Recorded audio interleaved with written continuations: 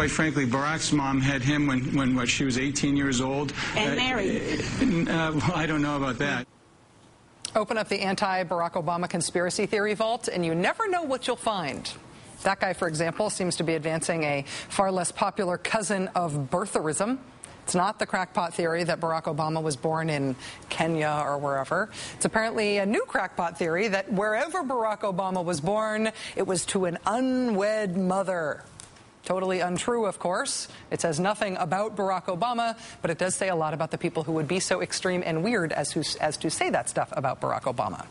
That clip you just heard was from 2008. Today, the blog Think Progress caught up with that 2008 Obama's mom wasn't married conspiracy theorist and asked him what he meant by that.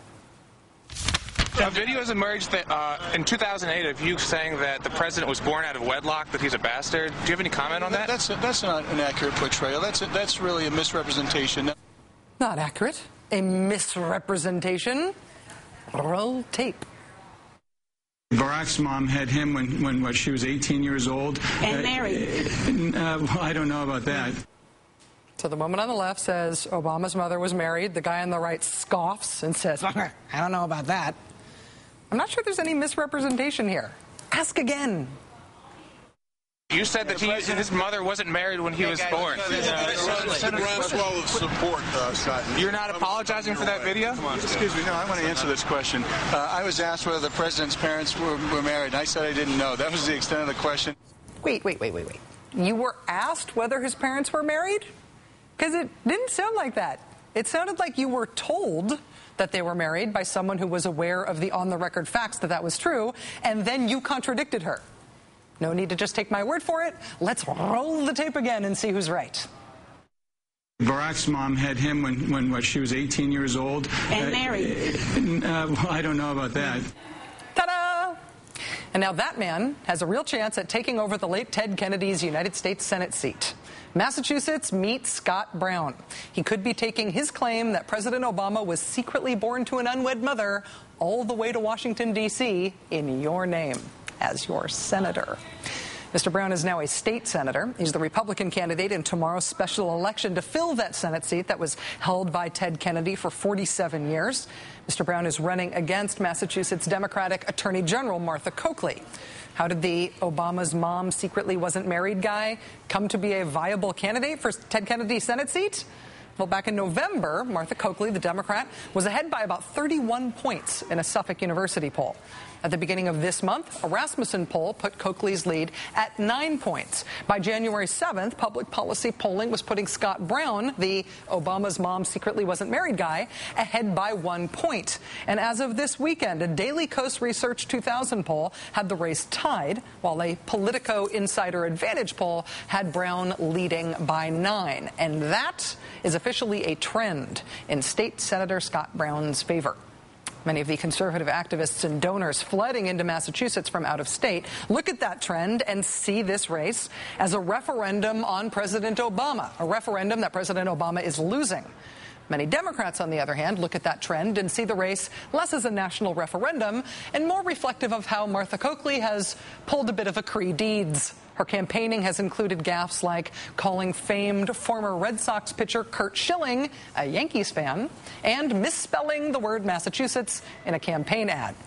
Despite the spin and beltway breathlessness over this race, consider that there is still a real election to be fought here. The polls are mixed. Get out the vote efforts will likely mean everything. It is impossible to predict turnout in a special election like this one. It could be close enough that the weather could swing the election, or even the fact that voters had less time than usual to request absentee ballots because municipal offices were closed today for the Martin Luther King holiday. The Democratic Party definitely has better machinery in Massachusetts, so maybe that will help with get out the vote efforts. That said, this is the state that elected Mitt Romney, who succeeded Bill Weld. The current Democratic governor of the Bay State took office after 16 years of Republican governors. I understand all the election withdrawal hyperventilation over the prospects of an Obama conspiracy theorist red state Republican in blue Massachusetts, right? But there is still an election to be fought for here, and it's probably one that's going to depend on very old school things like phone banks and door knocking and driving people to the polls. Joining us now is Joan Vanacki, columnist for the Boston Globe. Ms. Vanacki, thanks very much for coming on the show tonight. It's nice to have you here. Nice to be here. Tell me what you're expecting in terms of the get out the vote efforts and the overall turnout. Well, the Democrats are going to do everything they can to pull out their vote. In that hope lies basically their hope for victory tomorrow, if there is such a hope right now. You say if there is such a hope. Part of the reason this has so much attention on it nationwide is not only the implications for what happens if Scott Brown gets to the Senate, but because only about 12% of registered voters in Massachusetts are Republicans. How good is the Republican Party organization? Do they have the infrastructure on the ground for a good get-out-the-vote operation tomorrow?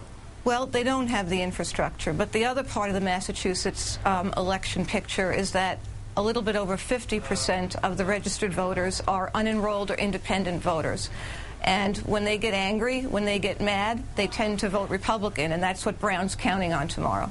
The other way that this has been described in the national media, and I've been paying attention a lot to the home state media, I live in Western Mass, and to the national media and covering this, and I feel like the more national the source, the more likely it is that they describe this race as all about health care. It seems to be a more complex picture in terms of the Massachusetts media and the way it's being talked about in state. That's my impression. Do you share that? Yes, I think it is more complicated than that. Yes, the polls show that people here in Massachusetts are not happy with the national health care legislation that Washington's grappling with, but President Obama is still really popular in Massachusetts. We've had a year of, our governor isn't very popular right now, for one thing. Deval Patrick's favorability rating is about 39%, and we've had a year of some, shall we say, little bit of corruption on Beacon Hill from ex-Speaker of the House and various state senators. And people have kind of focused on that, and I think they're channeling a lot of anger over what's going on here locally. And Scott Brown has really successfully harnessed some of that anger. It's interesting to think about the way this does connect to national political trends and feelings, I guess. I mean, to have Martha Coakley bring in Barack Obama so dramatically in terms of his rally last night at Northeastern, and then to have Scott Brown campaigning with a ton of Mitt Romney staff, but no visible evidence of Mitt Romney or really of any other national Republican figures other than a sort of vague association with the Tea Party movement and a visit from Rudy Giuliani. Is he running as an outsider, as somebody with no links to the establishment? Right. I mean, that's part of, he's run a very smart campaign from that perspective. He says it's man against machine. He's running against the Democratic machine. Well, the Democratic machine is really the elected officials that the voters of Massachusetts have been returning to office year after year. As suddenly they've, waken up from their long sleep and realize that all their elected officials are Democrats. Well, they're the ones that sent them there. But the hard part for Martha Coakley is her only hope, really. Not going to say her only hope. President Obama, President Clinton, ex-President Clinton, still real popular here in Massachusetts. So she calls in the troops. They come. She's surrounded by the rest of the Democratic establishment, John Kerry, etc. That's great, except Scott Brown looks at that and says, hey, that's the machine I'm running against. So it's a little bit damned if you do, damned if you don't for her right now. In terms of the Scott Brown success and what it says about the Republican Party and its prospects for maybe making inroads into the Northeast again, where it seems like they've almost been kicked out over the last few years in politics, I think about Massachusetts Republicans and I think about Mitt Romney running against Ted Kennedy, saying he'd be more pro-choice than Kennedy, more pro-gay than Kennedy would have been. Now Scott Brown is running for that seat with the endorsement of anti-abortion groups, campaigning explicitly on being in favor of waterboarding. Even though he voted for health reform in the state, he says he'll vote against it for the country. It sounds to me more like a Republican from the South of the Midwest than a traditional Massachusetts Republican. Well, just like that first clip that you showed, he basically is kind of denying his more conservative leanings and has basically tried to sell himself as a much more moderate candidate. And that sounds a lot like Mitt Romney when he ran for governor in 2002 here. And a lot of the Romney people are behind the Brown campaign. It's kind of a reprise of what they did then. And Romney successfully beat a female candidate, Shannon O'Brien, who was the Democratic nominee. And they're using a lot of the same techniques and tactics. And it has been a smart campaign. Brown, painted the picture of who Martha Coakley is. And, in politics, that's death. If you don't paint the picture first and your opponent does, you know, you've got a lot to make up, and she did make some mistakes, and she just, I mean, you know, this was a guy that nobody knew much about, and I think she was complacent to some degree. That gives her a real chance to define him had she taken it, and she didn't. Joan Vanacchi, columnist for the Boston Globe. It's great to have your insight on this race tomorrow. Thanks so much for joining us. Thank you.